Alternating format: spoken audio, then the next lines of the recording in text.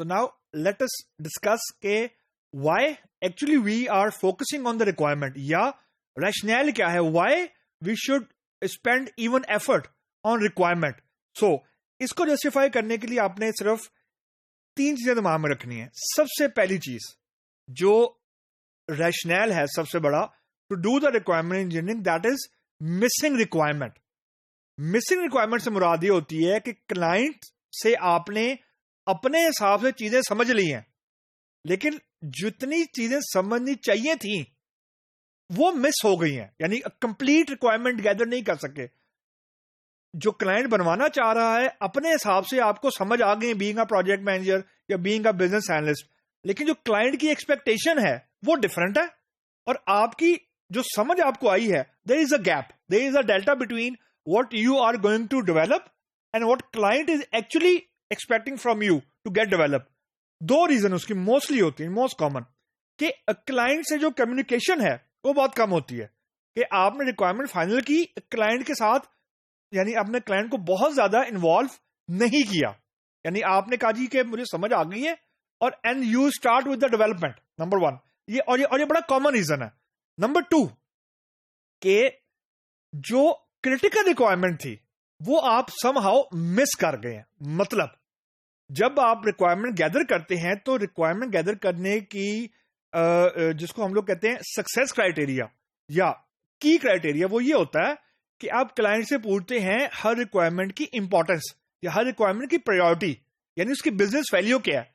जो requirement client के लिए इंपॉर्टेंट है, हो सकता है आपके लिए उतनी इंपॉर्टेंट ना हो, लेकिन importance of client matters no matter how you as a project manager और as a business analyst feel about it. इससे मुराद ये है कि एट टाइम डेवलपर जब डेवलपमेंट कर रहा होता है तो ही और she get motivated by doing some research कि यार एक नई एपीआई आई है, इसको मैं इंप्लीमेंट करता हूं. The API will be as good as it is, but the client is saying I don't need that. So focus जो है, और and this thing translates from bottom to up, यानी डेवलपर से प्रोजेक्ट मैनेजर की तरफ जाती है.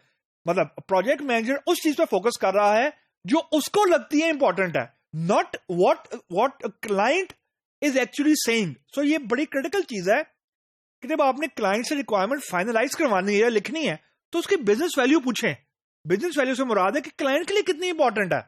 उसको स्केल दे दें या उसको रैंक दे दें, दैट्स अ सेपरेट इशू. ये दूसरा कॉमन रीजन होता है मिसिंग रिक्वायरमेंट का. यू कांट ब्लेम क्लाइंट, ये बात आपने याद रखनी है. Reason client is paying you. अगर वो कोई चीज मिस करेगा और वो चीज उसको आउटपुट में नहीं मिलेगी तो client will say it's your job, you have to ask me. तुमने मुझसे सही रिक्वायरमेंट लेनी थी, I am not going to tell you. मैंने जो बताना था बता दिया. If you don't get what I want, I am not going to pay you. Simple as that. तो first reason. Second reason, wrong requirement. Wrong requirement ही होती है कि आपने बेसिकली, इसकी रीजन रॉन्ग रिक्वायरमेंट है कि आपको अंडरस्टैंडिंग ही गलत हुई है, यानी क्लाइंट आपको बताई जा रहा है और आप अपने हिसाब से समझ भी, क्लाइंट ने आपको सब कंप्लीट बता दिया है and you are getting the wrong interpretation. और ये बड़ा कॉमन है. समझने में और लिखने में बहुत फर्क होता है. Requirement writing is a totally different thing, requirement gathering is a totally different thing. इन दोनों में बहुत गैप होता है क्योंकि एक सुनने वाली बात है, एक लिखने वाली बात है. तो उसका हल ये होता है कि you develop a working prototype, जिसको हम लोग वायर फ्रेम बोलते हैं. यानी आप रिक्वायरमेंट अगर क्लाइंट से वेट करवाएंगे तो you need to show him something. Wireframe show कर दें या उसको स्क्रीनशॉट शेयर कर दें, कोई प्रोटोटाइप बना के शेयर कर दें, उस पर अप्रूवल लें. इसकी एक बड़ी और कॉमन रीजन है, वो ये होती है कि जब क्लाइंट रिक्वायरमेंट बता रहा होता है ना, तो एट टाइम प्रोजेक्ट मैनेजर अगर उसका टेक्निकल बैकग्राउंड है, वो एक बहुत कॉमन ब्लंडर करता है. ब्लंडर ये करता है कि वो क्लाइंट की रिक्वायरमेंट सुन रहा होता है, लेकिन साथ साथ ये भी सोच रहा होता है कि इसने इंप्लीमेंट कैसे होना है, कि उसका फोकस इस पे नहीं होता कि what he is going to develop. उसका फोकस ये होता है how it will develop, how it is going to be implemented. ये बड़ी ही माइनर चीज है, लेकिन it is a very very critical thing कि जब आप क्लाइंट से बात कर रहे हैं तो आपने ये क्लाइंट को ये सोच के बात करनी है कि client is a non techie guy and you are not going to tell him कि टेक्नोलॉजी कौन सी यूज कर रहे हैं, आर्किटेक्चर क्या यूज होगा, डेटाबेस का डिजाइन क्या होगा, उसके लिए मैटर नहीं करता. तो आपने मिक्स नहीं करना. Try to understand what he want, not how what will be implemented. ये नहीं करना. And last factor, changing requirement. ये बड़ी कॉमन चीज है. चेंज रिक्वेस्ट ये होती है कि क्लाइंट से आपने कोई चीज कमिट की और आपने उसको फर्स्ट डेमो दिया सॉफ्टवेयर का, उसके बाद उसने फीडबैक आपको देना शुरू कर दिया, which is quite common.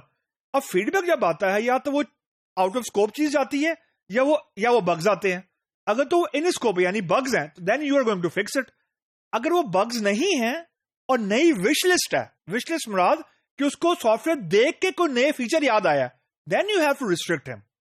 And this is where the project manager attitudes comes in, कि उसने बड़े तरीके से डेलीगेटली क्लाइंट को यह बताना है एंड पोलाइटली कि जो चीज वो बनवाना चाह रहा है सर्टेनली इट इज डूएबल, लेकिन it is out of scope. Out of scope mean कि उसने इस चीज के पैसे नहीं दिए हुए. ही और शी, आई मीन ये कॉन्ट्रैक्ट का पार्ट नहीं है. तो this on this point usually there is a friction between project manager and client.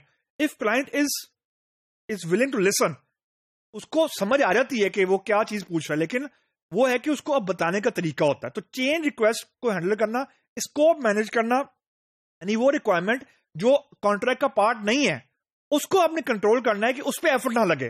तो बग फिक्स करना पार्ट ऑफ द कॉन्ट्रैक्ट है, नॉट चेंज रिक्वेस्ट.